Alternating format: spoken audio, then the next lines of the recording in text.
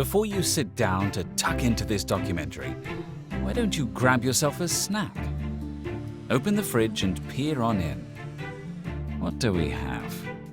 Creamy yogurt, salty prosciutto, a nice Gouda cheese, kimchi, a six-pack of beer, wine, soy sauce, a jar of crunchy pickles.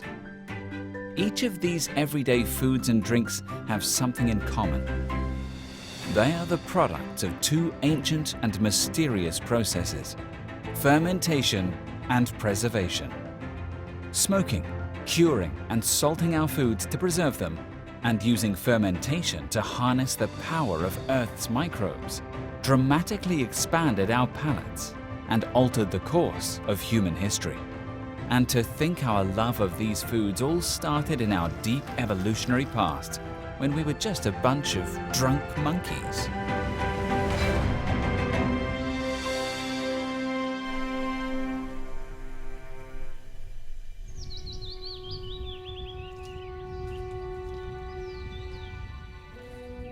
For millennia, humans have sustained themselves through a practice that they thoroughly enjoyed but did not understand. This was the mysterious alchemy of food preservation and fermentation. Author Sandor Katz has dedicated his life to studying this magical process. I like to refer to myself as a fermentation revivalist. The intentional practice of fermentation is extremely ancient, and of course the transformations were not clearly understood in a biological scientific way.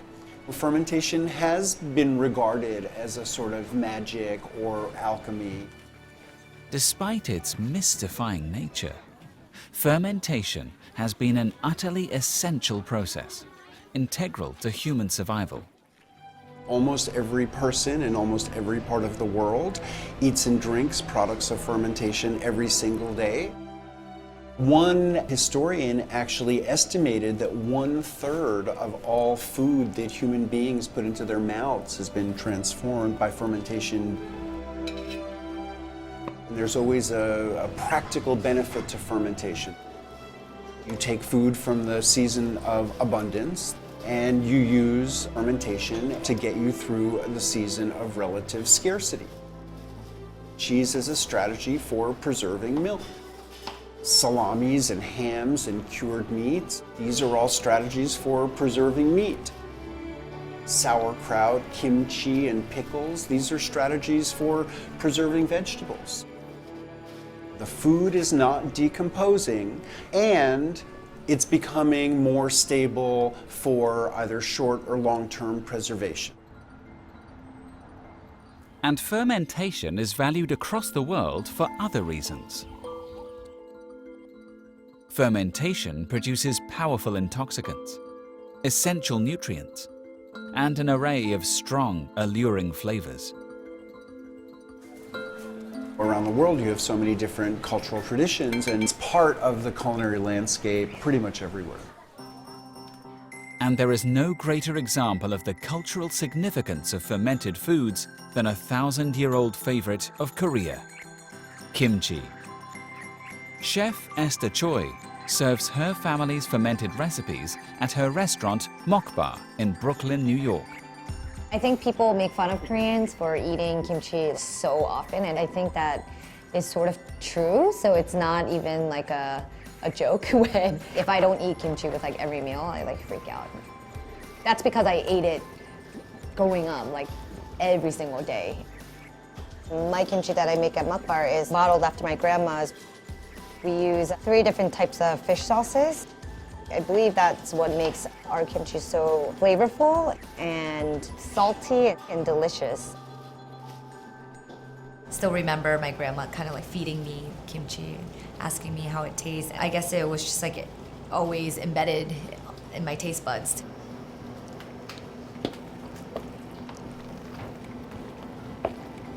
Pretty damn good. Every one of my dishes showcase fermentation. A lot of it is these ingredients that have been preserved for many months.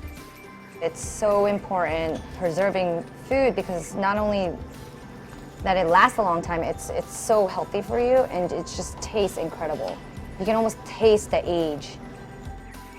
These are how our ancestors survived the cold winters, by preserving vegetables and seafood and meats. And now it's just become such an art form. Ooh, yeah. Thank you. Oh, more things. Oh yeah, look at all these different kimchis. People using the power of the microorganisms have, transformed the raw products of agriculture into unrecognizable forms. They smell so different. What has, transformed those products are yeast and bacteria and molds, the microbial agents of fermentation.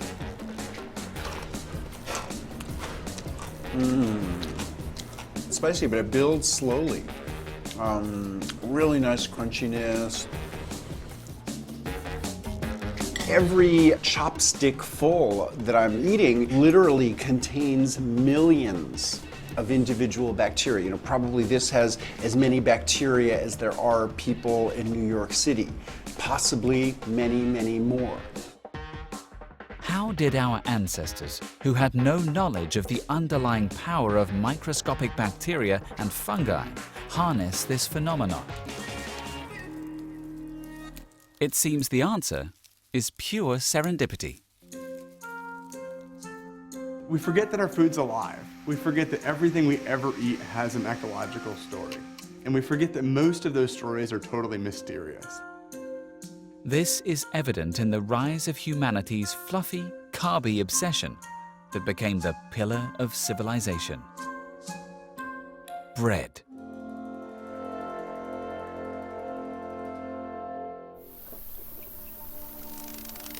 Many scholars believe bread making may go back to Neolithic cooks, with the oldest traces of bread dating back to 14,000 BCE.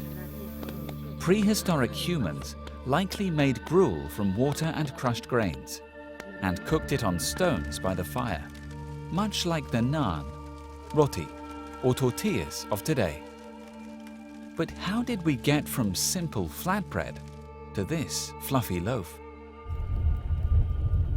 It all began with a fermented bread we call sourdough. Historically, all breads that people were eating that weren't flatbreads were sourdough bread. Sourdough bread starts somewhere in the Near East or North Africa. The first sourdough bread we know of for sure is the sourdough bread that we see in Egyptian depictions. When you look at Egyptian drawings, there's a moment when all the bread goes from being like this to suddenly going to being round. People somehow discovered the art of fermenting flour and water to make a starter.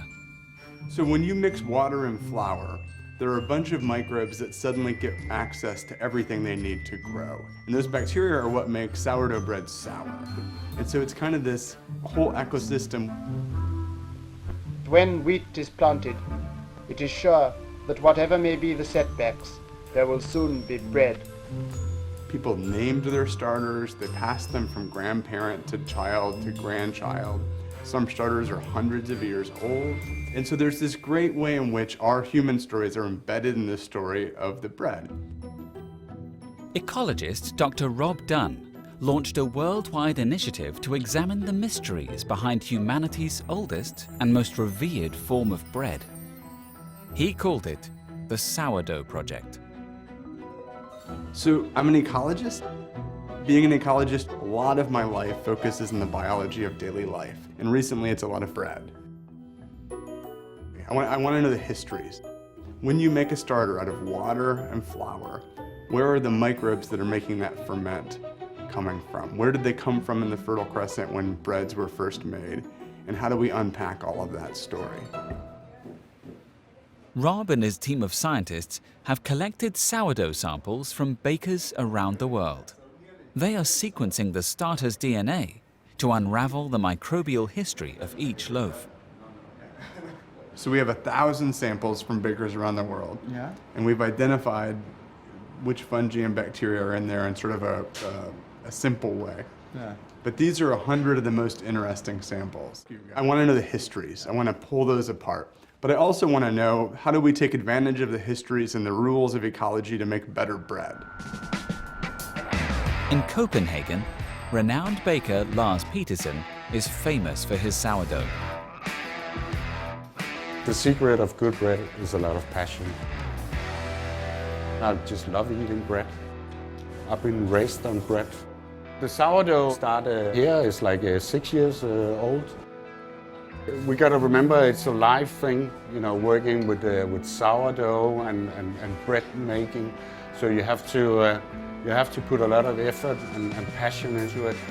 You have to nurse it every day, make sure it's happy, see how it develops, and then you have to be able to adapt the whole time. So the dough has its own life. It's really a challenge, but that's the only way you get a perfect bread. It's really great that we're going back in time now and taking all the skills, adapting them into this busy lifestyle we have these days, using a mill to grind your own flour. It's amazing, and I love it. We're nearly there. I have to move them around a bit. First I look at the bread. Is the crust? Is it nice and dark? And you can just smell the fresh grains, freshly milled. It has a lot of flavor. Beautiful scoring.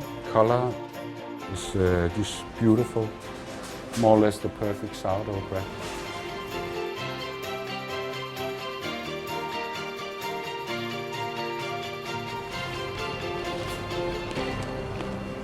Awesome. Bread making is one of the oldest examples of humans getting microbes to work for us. But this fermented, fluffy delight was not alone. It was perhaps even matched in historical importance by powerful elixirs, like beer and wine. And our predilection for strong drink may predate our own species.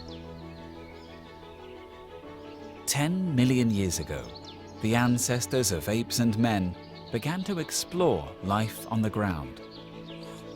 There, we found overripe fruit that had fallen and begun to ferment. This transformation, a result of naturally occurring yeast, produces ethanol or alcohol. It was a taste Homo sapiens evolved to love.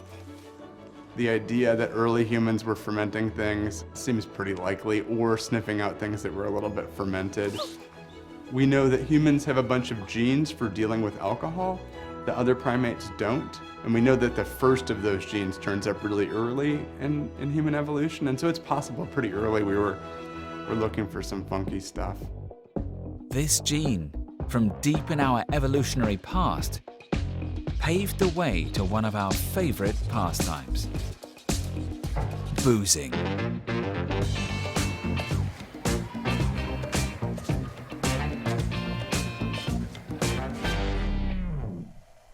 Our management of fermentation, I think, probably goes back to the origins of agriculture or just before.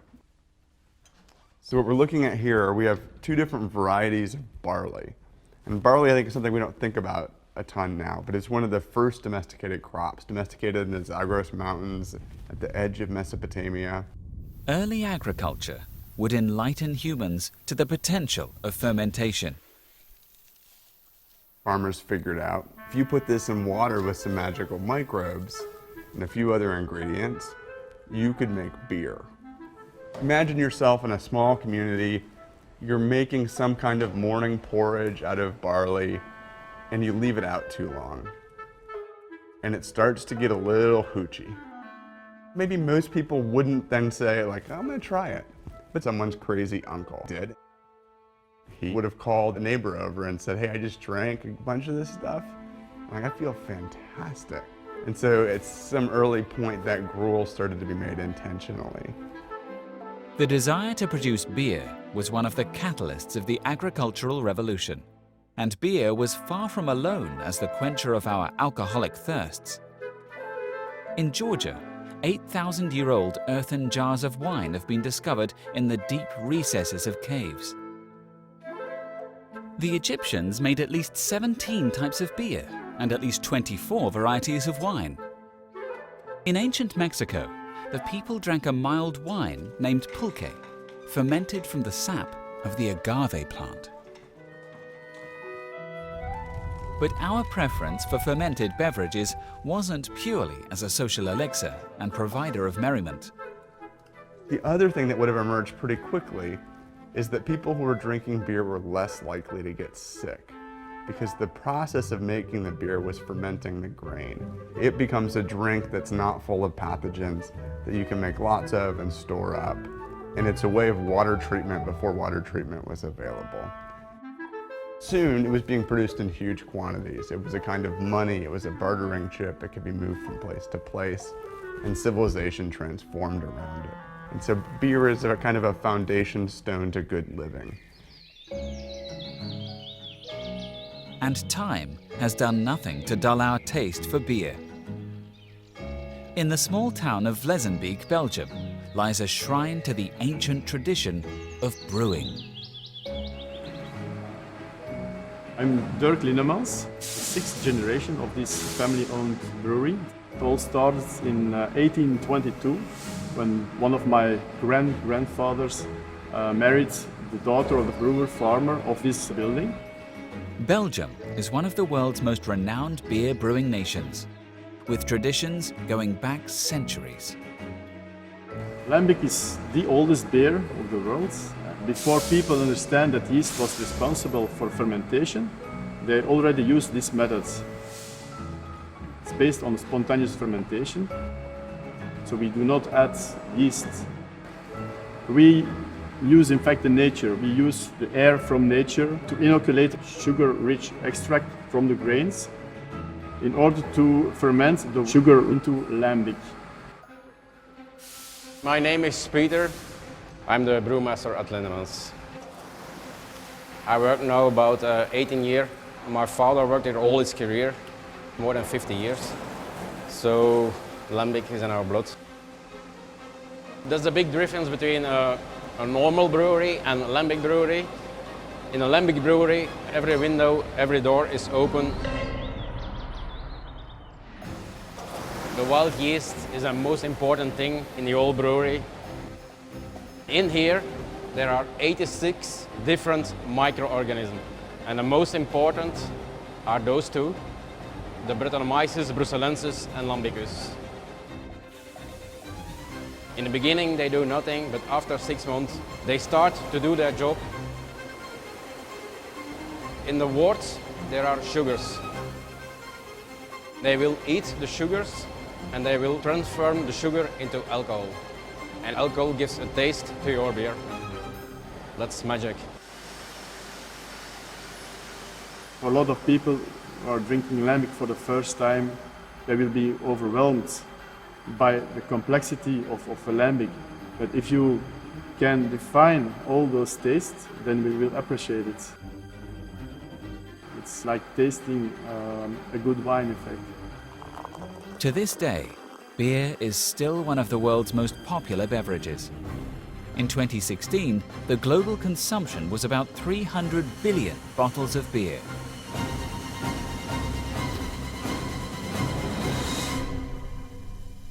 The lambic is such a story. You're drinking history, let's say. Yet there are only 9 lambic breweries left in Belgium. And families like Lindemans are guardians of the flavors of a bygone age. It's the old Keus, the mother of all beer.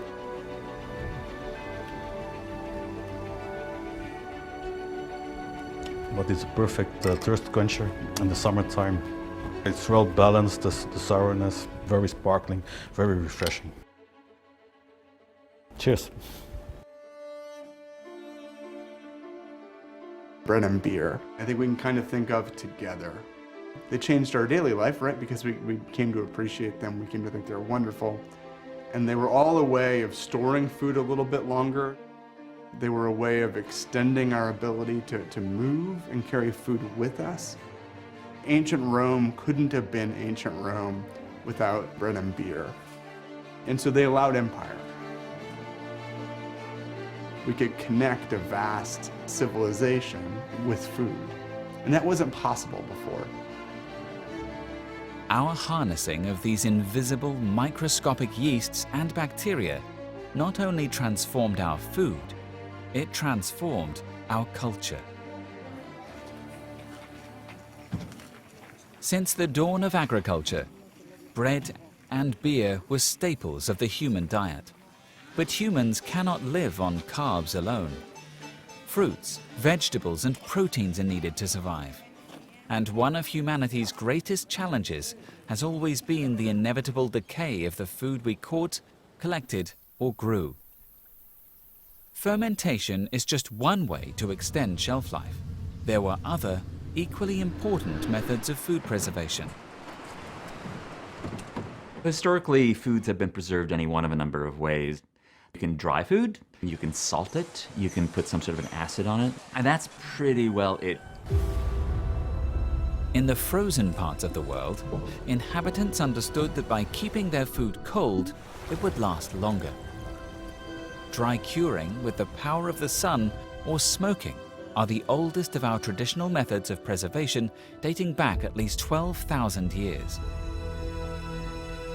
Pickling dates back at least 4,000 years, to people preserving cucumbers in the Tigris Valley. But there was one chemical commodity indispensable for food preservation and flavor: salt. Salt, I think, is best seen as an essential ingredient because it was a preservative. Without it, food would have just spoiled everywhere. Salt was essential for preserving meats. Without salt, you can't make cheese, so you can't preserve milk products. So salt would have been ubiquitous everywhere. Salt was essential. Humans need salt to survive, and our love of this tasty mineral affected the world in greater ways than just our nutrition. It became central to economies as well. Salt was one of the first things that was widely traded because people couldn't live without salt. So salt was used as a currency because you knew that a pound of salt was worth X amount of money. Salt routes crisscrossed the globe, from Morocco to Timbuktu, from Egypt to Greece. Salt traveled, and wealth followed. One of the important things to remember about the spice trade is what you're transporting. The advantage of transporting salt, for example, is you can put it on a ship, you can put it on a camel, you can put it on an ox cart, and you can transport it for 6 months, a year, and it doesn't spoil. Consequently, things like salt and silk and jewelry were the first things that could be used in long-distance trade.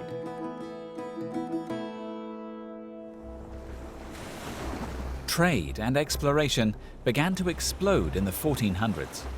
Men began to sail historically unfathomable distances in search of salt and spices.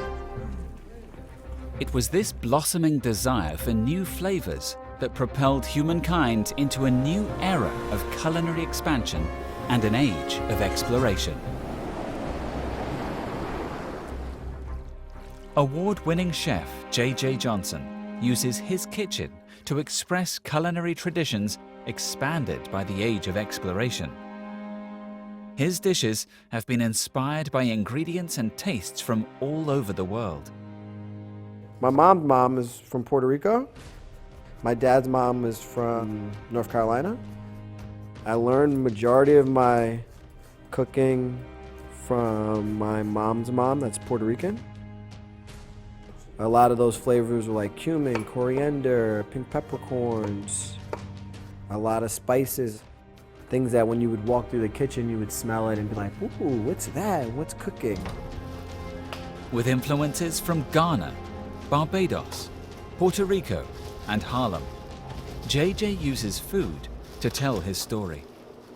My philosophy comes from the melting pots of the world. Migration impacts the way people cook. I'm pulling from these hubs of the world, people that have lived together for over hundreds of years and have created this unique cooking style. So the one thing that brought everyone together was the one common language, which is cooking. In this bowl, I have some black bass, some egg whites, chilies, cilantro, ginger, garlic. In my dredge, I have some rice flour, some smoked paprika, and then Jamaican curry. And I'm just gonna get this mixed up really nice. I cook with a lot of spices, and I think that helps bring that melting pot together. It's a huge part of culinary history, and I think people really forget about it.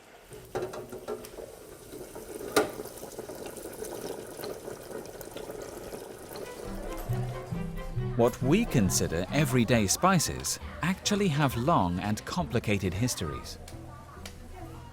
The quests for these spices were hugely influential in the history of human exploration and economies. What Europeans refer to as the Age of Exploration begins in the 15th century as the European countries went west. The expansion of Europe into Asia and the New World, which was motivated primarily by the spice trade, was that very, very first moment of having a genuinely globalized economy. The arrival of Christopher Columbus in the New World changed everything. European settlers brought foods and flavors from home to the Americas. And new and exciting commodities flowed from the New World to the Old. The unprecedented level of trade and immigration would come to be known as the Columbian Exchange. If you want to think about Europe without potatoes, if you want to think about Africa without cassava and without corn, if you think of Indian cooking without chili peppers, a native New World seasoning. There were no cows in the New World, so you couldn't have milk and cheese. The Columbian Exchange was probably the single most influential event in possibly recorded history because it changed the cuisines and the staples of whole continents. I'm a child of the diaspora. I'm made up of all these different places. Each dish that I'm cooking represents something of who I am. I would say like the food of my childhood and then my travels.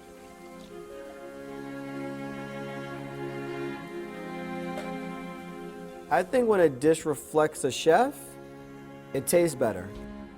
Cooking to me is tracing the roots. When you're able to pull it all together, it tells a story. These flavors on this dish are from all around the world, but it's right here in New York City.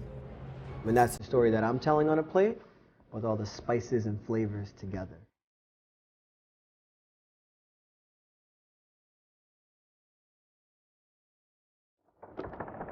Despite the tasty rewards, the Age of Exploration was not an easy one for the sailors involved. Ferdinand Magellan's fateful voyage is a study in the importance of food preservation and diversity of diet. Magellan was a Portuguese sailor who is tasked with finding the line that divides the Spice Islands, and the only way of doing this was to go around the world. The huge demand for spices meant there was the potential for great riches to be won. Explorers and merchants risked their lives in their quest to forge new trade routes. The problem for Magellan and his men was that the techniques of food preservation had not kept up with the advances in navigation. The early voyages were, for particularly the sailors, monstrous. They would be on that ship for months, 3, 4, 6 months. So the inability to preserve food was a huge impediment to the voyages, and so their diets on these ships, particularly the longer ones, would have been horrible. Meal options aboard his 16th century Spanish vessels would have consisted of beer, salted meat, and biscuits. Intrepid sailors were threatened not only by dangerous conditions, but their poor diets. There were nutritional problems, scurvy being the most famous one, when you had a large percentage of the population on board dying of scurvy, of the lack of vitamin C. You had death rates of 20–30% sometimes. Magellan's journey also saw a tremendous loss of life to malnutrition. Long, difficult trip. Starts out with 5 ships, ends up with 1. They lose almost all of the people, almost all the ships, and Magellan himself. But in the process, they managed to get a nice hold full of cloves, which they're able to sell for more money than the whole voyage cost. It took another 200 years until Captain James Cook found a defense against scurvy. Another gift of fermentation: vitamin C-rich sauerkraut. Later, it was discovered that consumption of citrus fruits prevented scurvy. The British were the first to utilize this knowledge. While limes helped to eliminate scurvy in the Navy, it was responsible for a notorious nickname: limey. Trade and exploration forever changed the diet, tastes, and cuisines of the world to what we know today. But age-old problems of spoilage still plague the new ingredients being shipped across the globe. Fermentation and the traditional preservation techniques couldn't keep up with a newly mobile populace. Necessity inspired new inventions. Beginning in the 1800s, technology began to develop at an unprecedented rate. And over the next 2 centuries, the first modern methods of preservation emerged: canning, refrigeration, and chemical preservatives. These are new means in a long tradition of prolonging the life of food to sustain our own. The food we eat is shaped by geopolitics and governance and the movements of people, but it's also shaped by culture and deep human evolutionary histories, because those are all embedded in our foods too. And so these are always at play. I think that's an exciting thing about food culture today, is that we value culinary traditions more than we did 10 years ago. Bakers and chefs are super into it, and so there's a real opportunity to think better about it. While ancient methods are deeply tied to our history and culture, food has changed more in the last century than in the previous 100, ushering in a new age: the industrialization of food.